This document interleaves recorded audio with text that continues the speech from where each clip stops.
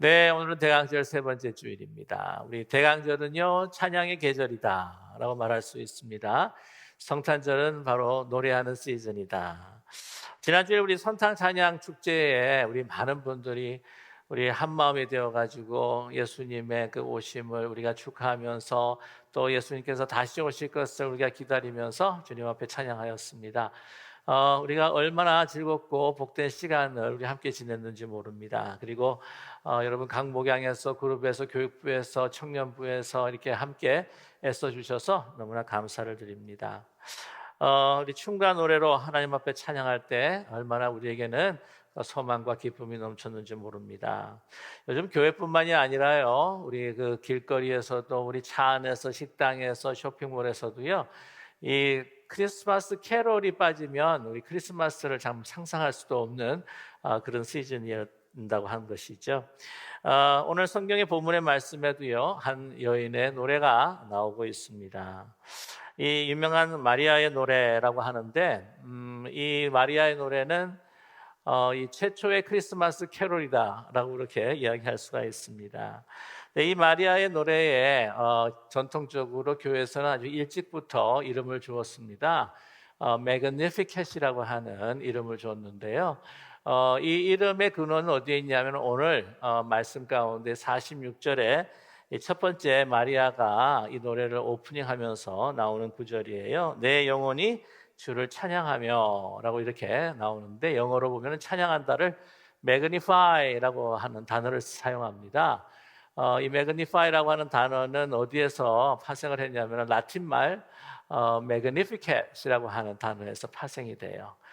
그렇기 때문에 여러분 라틴말 그 magnificat이 바로 이 마리아 송가의 이름이 되어버리고 말았습니다.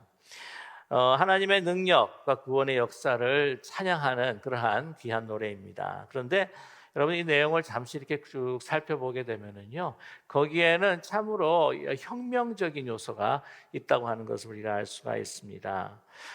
노래가 이 현실의 구조를 뒤집어 놓는 아주 폭발적인 그러한 내용이 있습니다. 그래서 라셀 모어이라고 하는 이 복음주의자, 침례교 신학자는 뭐라고 이야기를 했냐면은 이 매그니피켓은 바로 전쟁의 찬양이다라고 할 정도입니다. 그와 비슷하게 이 매그니피켓을 평가한 분이 계신데요. 그분의 이름을 여러분께서 많이 자주 들어보셨을 겁니다. 디히트리 번헤프라고 하는 목사님이세요. 반나치 정부에 대항을 했다가 나중에 이 나치에 의해서 이제 처형을 당하게 됩니다. 그분이 1933년 대강절 때 설교를 하시면서 이 매그니피스켓에 대한 평가를 하셨습니다. 이렇게 이야기를 하셨어요. 마리아의 노래는 가장 오래된 대강절 찬양입니다. 이 노래는 가장 열정적이고 가장 이상적인 야성적인 지금까지 불려졌던 대강절 노래 중 가장 혁명적입니다. 이 노래는 부르는 그 마리아, 우리가 여러 그림에서 보는 것 같이 부드럽고 다정하고 꿈꾸는 듯한 마리아가 결코 아닙니다. 우리가 부르는 크리스마스의 캐롤과 같이 달콤하고 향수적인 분위기의 노래가 전혀 아닙니다. 반면에 하나님의 능력과 인간의 무능력을 노래하는 담대하고 강한 찬양입니다. 라고 이렇게 그는 평가를 하였습니다. 이 매그니피켓 같은 경우에 말씀드렸다시피 여기 혁명적인 요소가 있기 때문에 역사를 보게 되면은요, 이 노래를 금했던 때가 있었습니다. 흥미로운 사실은 그 영국의 그 인도 식민지 그 지배의 그 시절이 이제 종식이 될 즈음에 인도 그 독립에 대한 염원하는 그러한 그 교회들 안에서 이 마리아의 송가 매그니피켓이 계속해서 노래 불러주고 있었습니다. 그때 성공의 주교 캔터버리 주교라고 그렇게 이야기를 하죠. 윌리엄 템플이라고 하는 주교가 이 성공의 교회 안에서는 이 노래를 이제는 더 이상 부르지 않겠습니다라고 이야기를 했습니다. 그가 그 이유를 말했는데요. 매그니피켓은 혁명적인 찬양으로 이후에 더 많은 문제를 야기시킬 수가 있습니다라고 이렇게 이야기한 적이 있습니다. 뿐만 아니라 1980년도에 과테말라에서도요, 이 노래를 부르는 것을, 교회에서나 거리에서 이 노래를 부르는 것을 금지한 적이 있습니다. 뿐만 아니라 1976년에서부터 1980년까지 아르헨티나의 독재 정부, 그러니까 군사 독재 정부가 들어왔을 때에 그 소위 유명한 그 Dirty War, 그래서 더러운 전쟁이라고 하는 그 시기가 있었어요. 그때에 많은 사람들이 사라져 버리고 말았습니다. 그래서 이 많은 사람들을 찾아달라, 이 많은 사람들을 우리에게 또 다시 만나게 해달라 하면서 플라자 데 마요라고 하는 그 아르헨티나 그 수도의 그 광장에서 그 어머니들이, 할머니들이 기도의 모임을 가지면서 그곳에서 계속해서 기도를 합니다. 그래서 광장 모든 곳에 이 매그니피켓을 다 포스터로 이제 붙인 때가 있었거든요. 그랬을 때에 이 아르헨티나의 군사 독재 정부가 그것을 포스터를 붙이는 것, 이 매그니피켓을 붙이는 것을 금한 적도 있습니다. 여러분 잘 아시겠지만 그 플라자 데 마요라고 하는 이 어머니들의 그 기도의 모임이 나중에 아르헨티나의 군사 독재 정부를 이제 종식시키는 데에 큰 원인이 되었다고 하는 것을 여러분 역사를 통해서도 여러분 잘 알게 알 수 있을 것입니다. 마리아가 이 노래를 성전 중앙에서 이 노래를 불렀다든지 아니면은 그때 당시 로마의 그 총독이 예루살렘에 오면 머무는 그 안토니오 성 그 광장에서 만약에 이 노래를 불렀다고 한다면 그 노래를 금지할 뿐만 아니라 마리아가 수감이 될 수밖에 없는 상황에 이르렀을지도 모릅니다. 특별히 오늘 본문 51절과 53절까지의 말씀이 참으로 좀 혁명적인 요인이 있다고 하는 것이죠. 51절에서부터 53절의 말씀을 제가 다시 한번 읽어드리면요.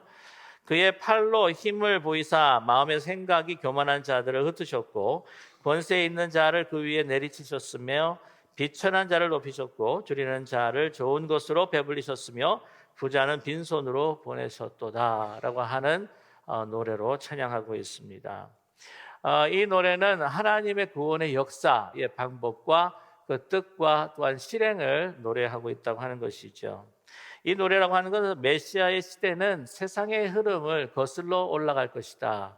그리고 이 세상의 현실의 기존에 있는 그 구조를 이제는 다 뒤집어 놓을 것이다 라고 하는 노래입니다.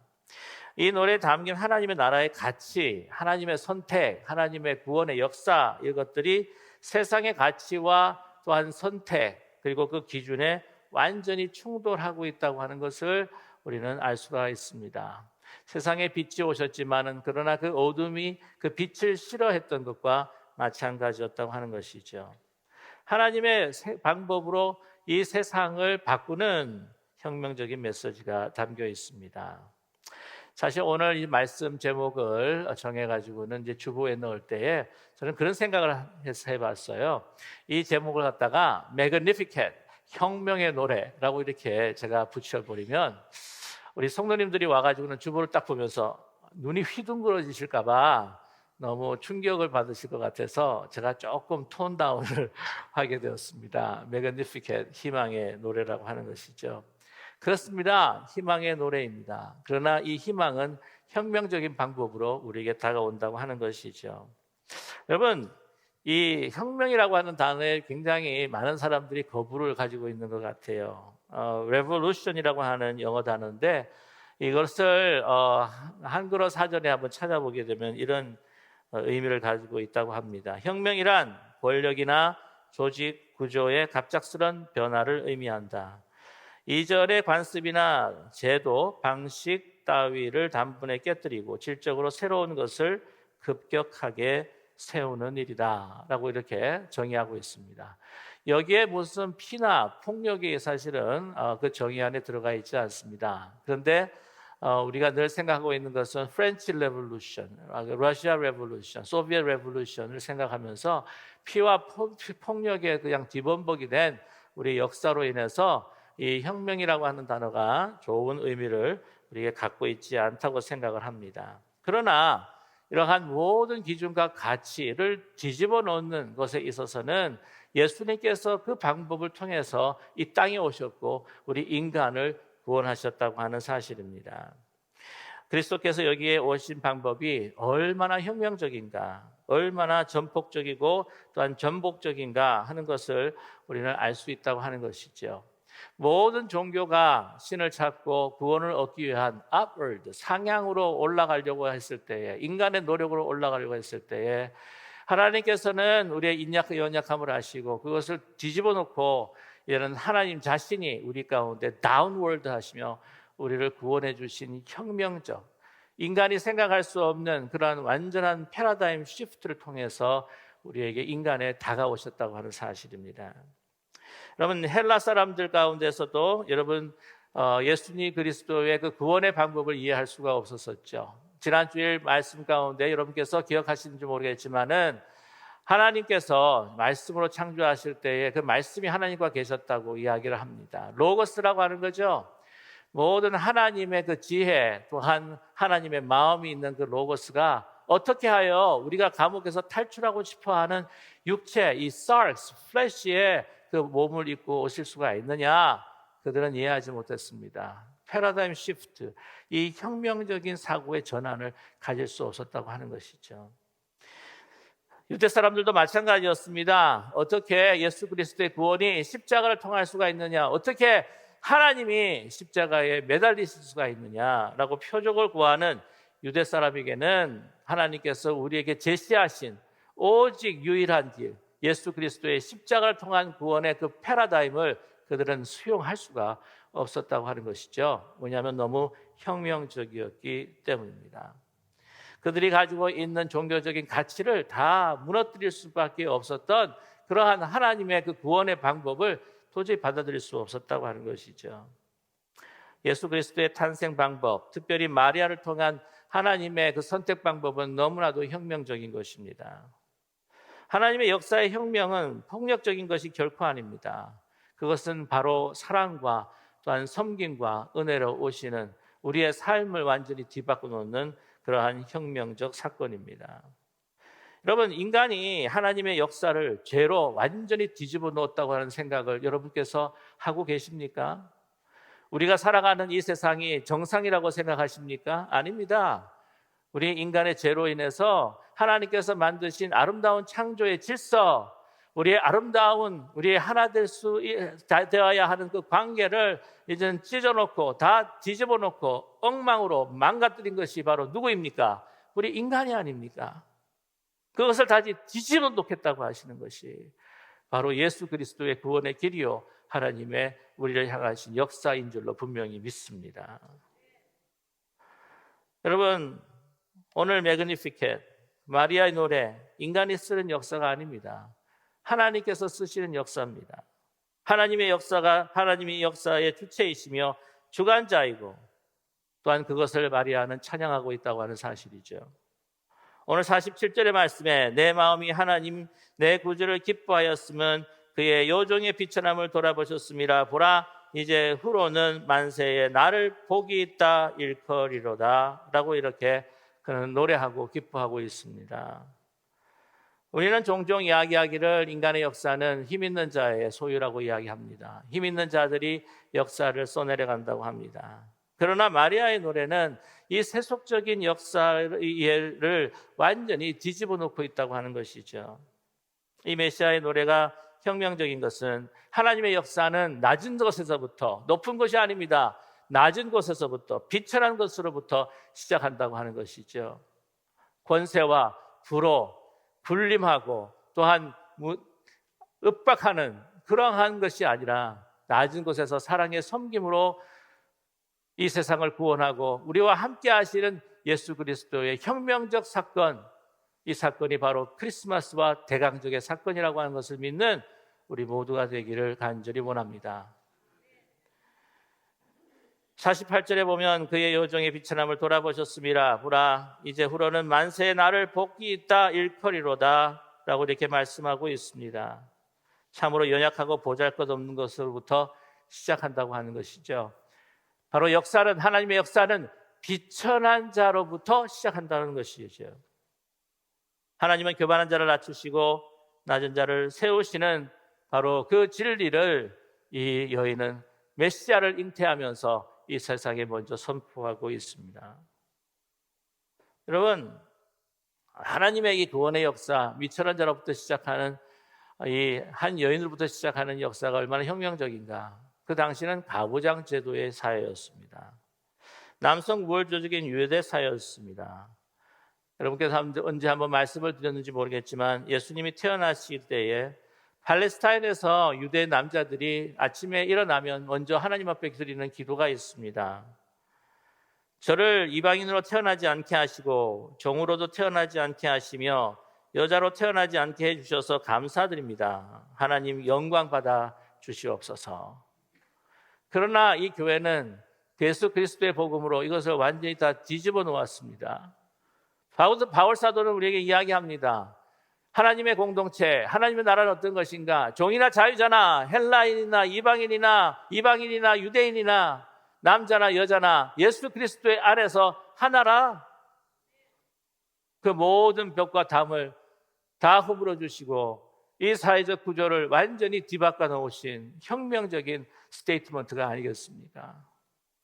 그럼에도 불구하고 이 세상에 취하여서 우리는 이 공동체에 들어왔을 때에 자리매김을 하며 더 높아지려고 하고 더 우월해지려고 하고 사랑의 섬김으로 우리가 서로 하나 되는 것이 아니라 우리는 더 많은 것으로 우리는 군림하려고 하는 그러한 멘탈리티가 있다고 한다면 이것은 결코 하나님의 구원의 방법과 하나님의 나라의 가치가 결코 아니라고 하는 사실이죠. 너무나도 혁명적인 것은 바로 하나님의 선택이 이 마리아가 하는 여인에 있었다고 하는 것입니다. 어떻게 골라도 이런 별로 이렇게 보기에 쓸모없는 여성을 골랐을까 할 정도가 아니겠습니까? 어떻습니까? 그 여인을 봤을 때에 그런 어떤 아주 유소한 그러한 그 집안의 딸도 아닙니다. 지혜 있는 랍비의 딸도 아니었습니다. 예루살렘에 있는 그러한 제사장의 딸도 아니었습니다. 헤롯 왕의 또한 귀족에 속해 있는 딸도 아니었습니다. 예루살렘이 아니라 저 갈릴리 그 한 곳에 정말 변방의 한 여인, 그것도 13살, 많으면 13살, 많으면 16살, 적으면 13살의 저 소녀 같은 아직도 얼굴에 여드름이 가시지 않을 듯한 그러한 그 소녀를 하나님께서 선택하셨다고 하는 것이죠. 그것은 하나님의 혁명적인 역사의 사건이었습니다. 그럼에도 불구하고 자기 자신의 배경을 보고 자기 자신의 어떤 능력을 볼 때에 아무것도 할 수 없었던 그냥 평범한 결혼 생활을 통해서 그렇게 살아가려고 했던 그 여인 작은 소녀가 하나님의 부르심을 받고 자기의 그 잉태 소식을 듣고 그것을 확신하면서 그녀는 이제 확신합니다. 이제부터 예수 그리스도를 잉태하는 메시아를 잉태하는 혁명적인 삶을 살 것이다. 그러면서 그녀는 노래하고 있습니다. 만세 나는 복이 있다 일컬으리라. 가난하고 어린아이 같은 여인을 통해서 역사하시는 혁명적인 하나님의 사건. 그래서 C.S. 루이스는 이렇게 말합니다. 하나님의 우주를 향한 구원의 계획이라고 하는 것은 점차 축소되어서 마침내는 창 끝에 한 점처럼 작아진다. 그리고 최소 단위의 한 점은 노래하는 한 유대 소녀이다.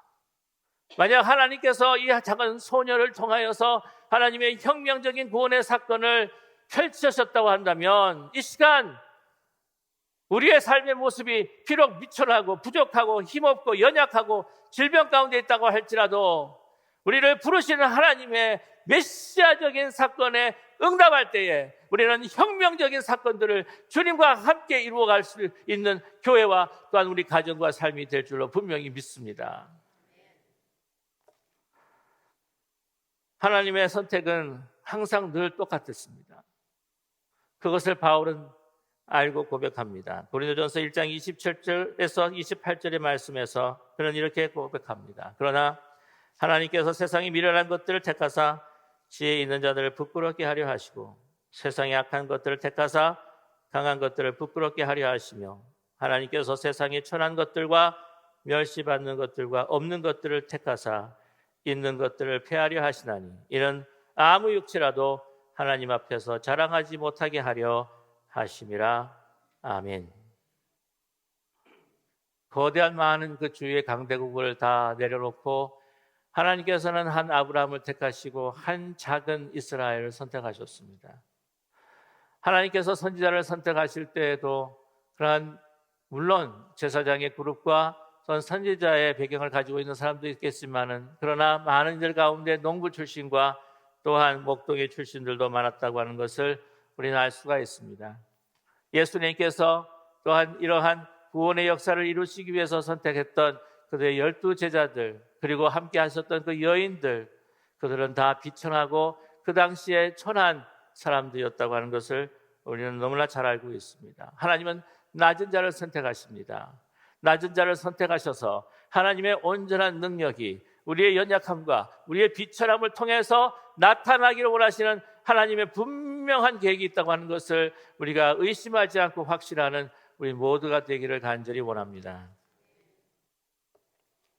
여러분, 그러나 권세 있는 자들 또한 부유한 자들을 다 내리치시고 다 빈손으로 내보내시는 하나님이 아니십니다. 중요한 것은 그들이 가지고 있는 마음이라고 하는 것이죠.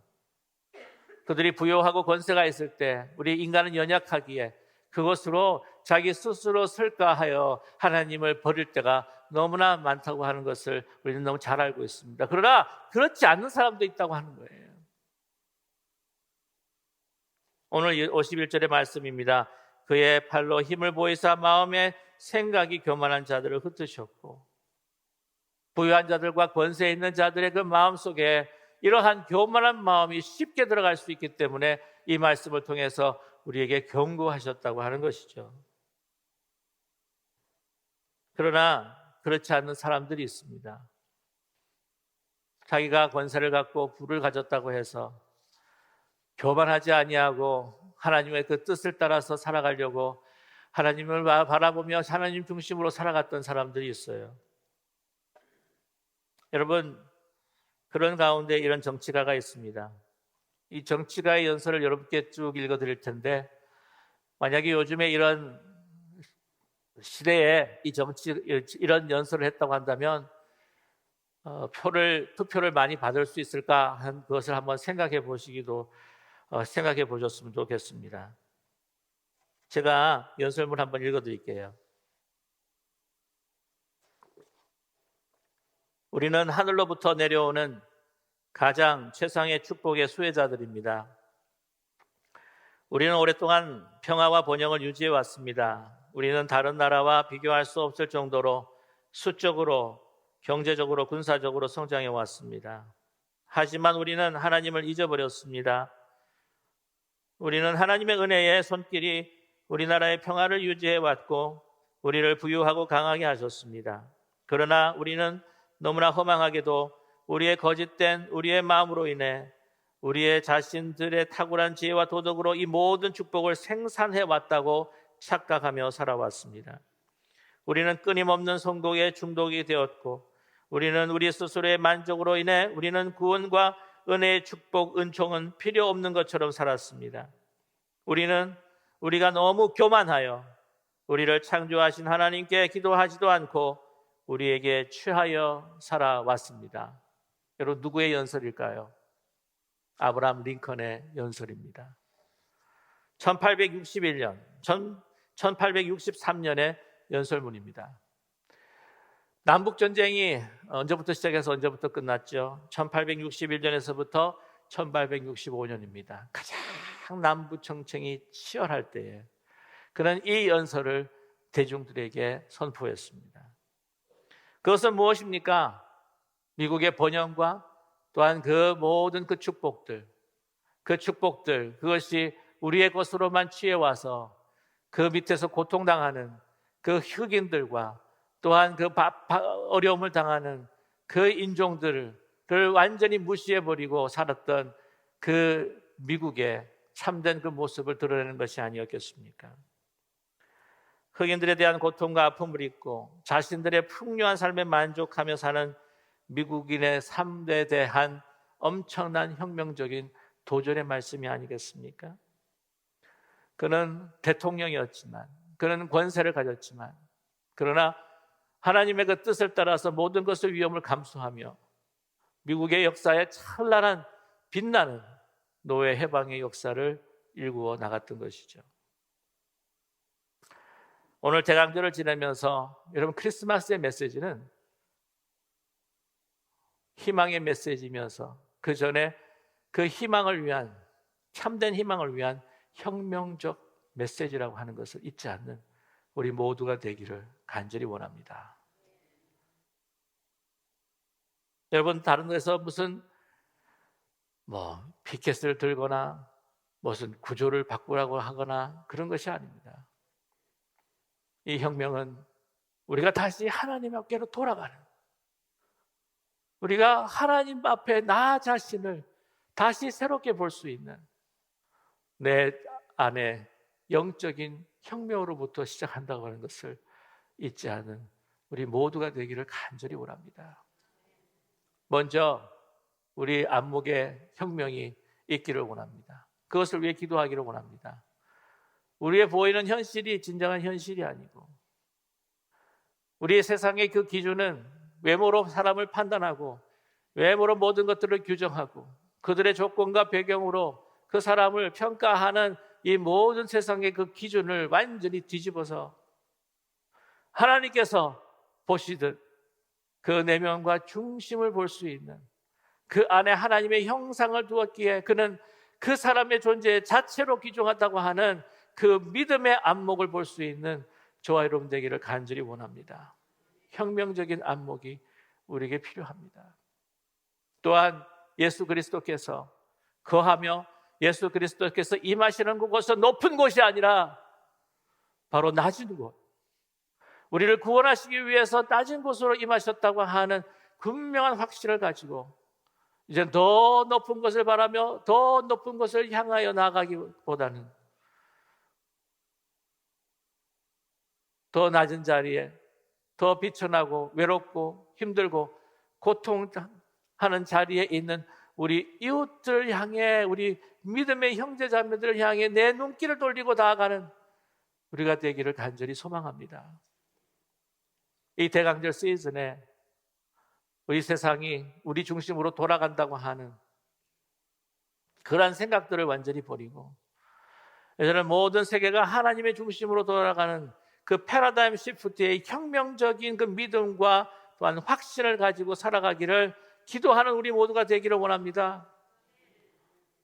중세시대 때에 여러분, 태양을 중심으로 해서 지구가 돌아가는 것이 아니라 지구가 중심으로 해서 태양이 돌아간다고 하는 생각을 갖고 있지 않았습니까? 믿음을 갖고 확신을 갖고 있지 않았습니까? 코페르니쿠스적인 패러다임 시프트, 그 사고와 그 안목의 그 혁명, 그 확신이 우리의 영적인 삶에서 나타나기를 원합니다. 우리가 너무 높이, 너무 빠르게 우리는 그것을 추구하며 살아가는 이 세상의 기준을 가지고 살아가다 보면 여러분, 전투기 조종사들이 하는 이야기가 있어요. 너무 높이, 너무 빠르게 날다가 이제 하강할 쯤 되면 이게 하늘이 땅인지 땅이 하늘인지 알 수가 없다는 거예요. 그때가 위험하다는 때입니다. 땅으로 그냥 쳐박아 버리는, 크래시할 수밖에 없는 그런 상황에 돌입하게 된다고 하는 것이죠. 저와 여러분, 좀 더 우리의 삶의 페이스를 늦추어서 이제는 다시 이 마리아의 송가를, 이 매그니피켓을 함께 부르면서 우리 향하신 하나님의 뜻이 어디에 있는지 주님과 함께 그 낮은 곳으로, 우리 주님과 함께 그 비천한 자리로 우리가 주님과 함께 일어나며 주의 영광이 우리 가운데 비침에 이 영광을 다른 사람들과 함께 다른 사람들에게 비출 수 있는 마리아와 같이 메시아적인 삶을 살아가시는 저와 여러분 되시기를 주님의 이름으로 간절히 축원합니다. 기도하겠습니다.